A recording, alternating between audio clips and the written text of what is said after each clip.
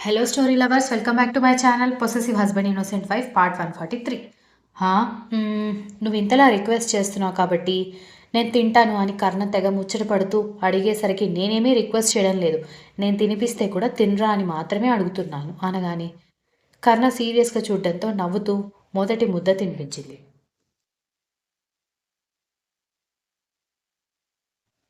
ఏ మాటకి ఆ మాట అత్తయ్య గారి వంటలు నీకంటే బాగున్నాయని అనగానే ఇవి చేసింది నేనే అనగానే నువ్వు చేసావా అనగానే అంటే ఫిష్ ఫ్రై మటన్ ఇగురు అమ్మ చేసింది, chicken fry chicken curry bagara rice నేను చేశాను అని చెప్పడంతో ఫిష్ ఫ్రై కొంచెం టేస్ట్ చేసి సూపర్గా ఉంది అన్నాడు. దక్ష నవ్వుతూ 4 ఐటమ్స్తోనూ అతనికి భోజనం తినిపిస్తూ ఉంటే చల్లని గాలికి నక్షత్రాలను చూస్తూ తనకిష్టమైన తన భార్య పక్కన కూర్చుని తింటూ ఉంటే మనసంతా గాల్లో తేలిపోతున్నట్టుగా ఉంటే ఆమె నడుం చుట్టూ చేవేసి దగ్గరికి లాక్కోవడంతో ఏం చేస్తున్నారు అని అడగడంతో కాస్త దగ్గరగా కూర్చుని భోజనం తినిపించచ్చు కదా బేబీ అనగానే ఇప్పుడు ఏమైనా నేను దూరంగా ఉన్నానా అని అడిగింది.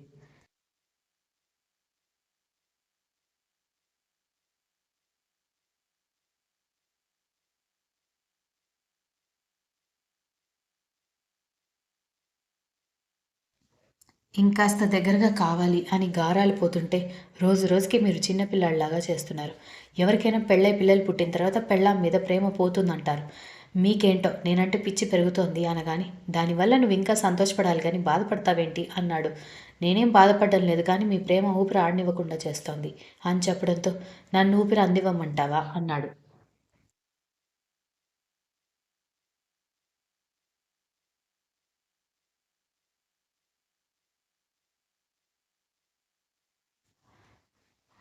ఆహాహా!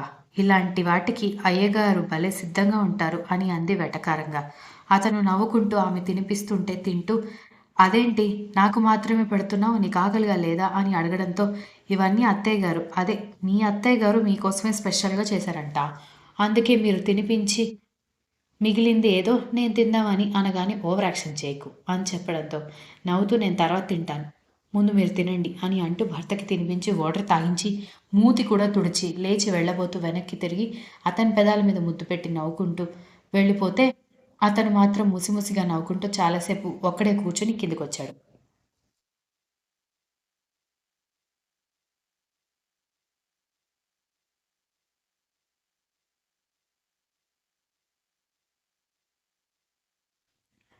కిందికొచ్చాక మహాలక్ష్మి, దక్ష, చిన్ని, బంటిగాడు నలుగురు కలిసి భోజనం చేస్తుంటే భాస్కర్ కూడా భోజనం చేయడంతో మామ, అల్లుడు కలిసి ఏదో విషయం గురించి మాట్లాడుకుంటున్నారు.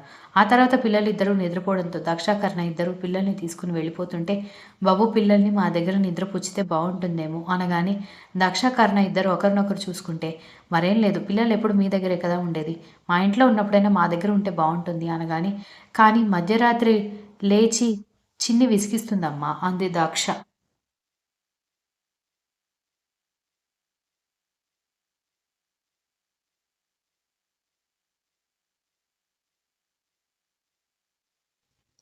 ముగ్గురు పిల్లల్ని చూసుకున్నాను. మనవరాలిని చూసుకోలేనా?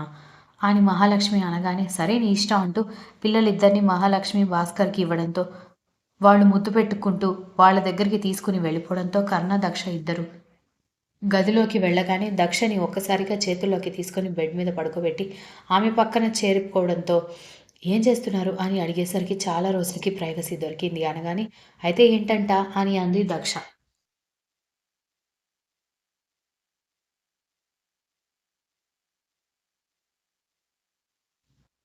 ఏంటంట? నాకేం కావాలో నీకు తెలీదా? అని కర్ణ ముద్దుగా అడుగుతుంటే అన్నీ తెలుసు గానీ అదేమీ కుదరదు. సైలెంట్‌గా పడుకోండి అనగానే నీకీ మధ్య నా మీద ప్రేమ పూర్తిగా తగ్గిపోయింది అనగానే మీకు కూడా తగ్గిపోయింది కదా! అని అడగడంతో నాకు తగ్గిపోవడం ఏంటి? తగ్గిపోతే ఇలా నీ తోక పట్టుకొని తిరుగుతున్నా అని అడిగాడు. ఏమో ఈ మధ్య నీ అటెన్షన్ మొత్తం మీ కూతురికి మాత్రమే ఇస్తున్నట్టుగా అనిపిస్తోంది అనగానే మధ్యలో మన బుడ్డోడేం చేస్తాడు అనగానే వాడికి మీ కూతురికి ఇస్తున్నంత అటెన్షన్ మీరు ఇవ్వలేదులే అనగానే ఒసేయ్ ఈ మాట ఇప్పుడు అంటే అన్నావు గాని వాళ్ళు పెద్దగా అయ్యాక అనకు. నా కొడుకు ఇన్సెక్యూర్ ఫీల్ అవుతాడు. నాకు ఇద్దరు పిల్లలు ఒకటే కాకపోతే ఆడపిల్ల కదా పెళ్ళైతే వేరే ఇంటికి వెళ్ళిపోతుంది. మన దగ్గర ఉన్నన్ని రోజులైనా దానికి ఏ లోటు రాకుండా చూసుకోవాలని నేను దాని మీద కొంచెం ఎక్కువ అటెన్షన్ చూపిస్తున్నానే కానీ నాకు నా ఇద్దరు పిల్లలు నా పంచప్రాణాలు అని అన్నాడు.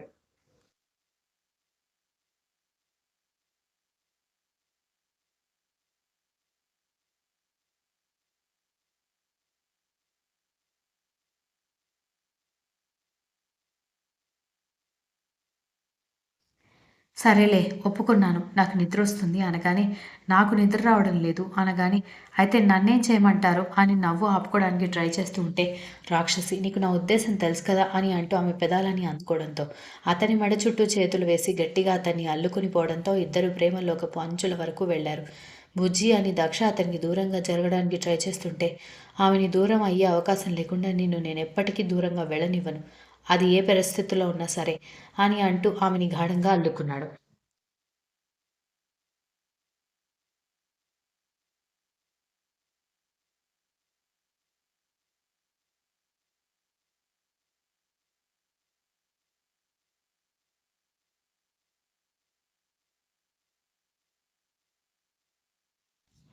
వారం రోజుల తర్వాత దక్ష మహాలక్ష్మిని కౌగిలించుకుని ఏడుస్తుంటే కర్ణ అదోలా చూస్తూ ఉండేసరికి ఏమైంది బావా ఎందుకు మా అక్కని అంత వెటకారంగా చూస్తున్నావు అని బంటిగాడు అడగడంతో మీ అక్క చేసే ఓవర్ యాక్షన్కి నాకేం చేయాలో అర్థం కావడం లేదు బామ్మర్ది అనగాని అందులో ఓవర్ యాక్షన్ ఏముంది అని దక్ష కోపంగా అడిగేసరికి మీ అమ్మ వాళ్ళ ఇంటికి మన ఇంటికి ఎంత దూరం అని అడగడంతో ఒక 40 నిమిషాలు డిస్టెన్స్ ఉంటుంది అనగానే కదా లాస్ట్ మంత్ అత్తయ్య వాళ్ళు మన ఇంటికి వచ్చారు కదా ఎందుకు అనగానే అదే పిల్లల్ని చూసిపోదామని అని చెప్పింది ఆ ముందు నెల అనగానే అప్పుడు కూడా పిల్లలు చూడ్డానికి వచ్చారు అనగానే ఆ ముందు నెల అనగానే అబ్బా వచ్చిన ప్రతిసారి పిల్లల్ని చూడ్డానికి నన్ను చూడ్డానికి వచ్చారు అనగానే అంటే ప్రతి నెల వస్తూనే ఉన్నారు మనం కూడా వస్తున్నాం పైగా మామయ్య గారు పనిచేసేది డాడీ దగ్గర కాబట్టి మీ నాన్న రోజు మన ఇంటికి వస్తూనే ఉంటాడు నువ్వేదో సంవత్సరాల తర్వాత కలుస్తున్నట్టు ఏంటి ఓవర్ యాక్షన్ అనగానే దక్ష మూతి ముడుచుకోవడంతో మహాలక్ష్మి వాళ్ళు నవ్వుకున్నారు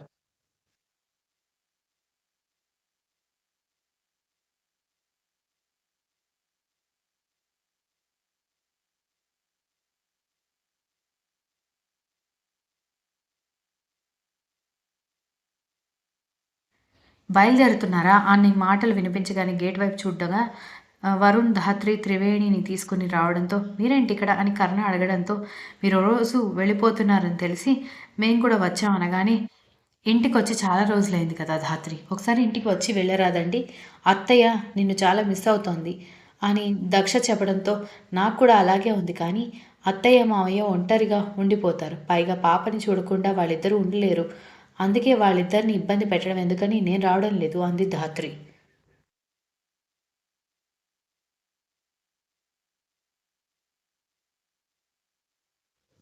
హేయ్ ఒక్క వారం రోజులకి అమ్మ నాన్న బెంగ పెట్టుకుంటారా ఏంటి అని వరుణ్ అనగానే పెట్టుకోకపోవచ్చు కానీ నాకే అత్తయ్య మావయ్య ఈ వయసులో వదిలేసి వెళ్ళాలని అనిపించడం లేదు అత్తయ్య చేత బలవంతంగా నేనే పని మానిపించి వంటలు చేయడం ఇంట్లో పనులు చేయడం మానిపించేశాను మళ్ళీ నేను లేకపోతే వాళ్ళకి ఇబ్బంది అవుతుంది అనగాని పర్వాలేదే ఆదర్శ కోడలివి అనిపించుకుంటున్నావు అని దక్ష చెప్పడంతో నవ్వుకున్నారు అందరూ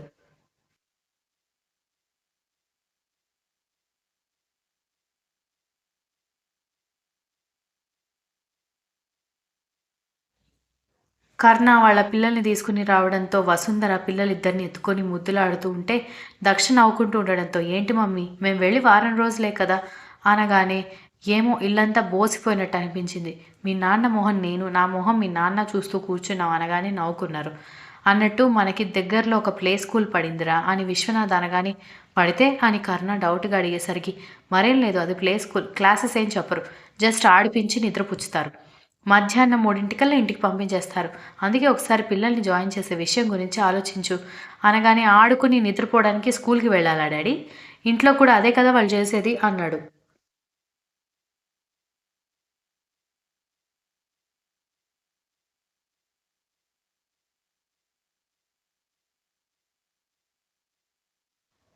ఒరేయ్ విషయం అది కాదు వాళ్ళకి ఇప్పుడు ప్లే స్కూల్ అలవాటైతే తర్వాత నర్సరీ ఎల్కేజీ యూకేజీకి జాయిన్ చేయాలనుకున్నప్పుడు ఏడవకుండా ఉంటారు అని అంది Vasundhara continuous if you like the story please like share comment and don't forget to subscribe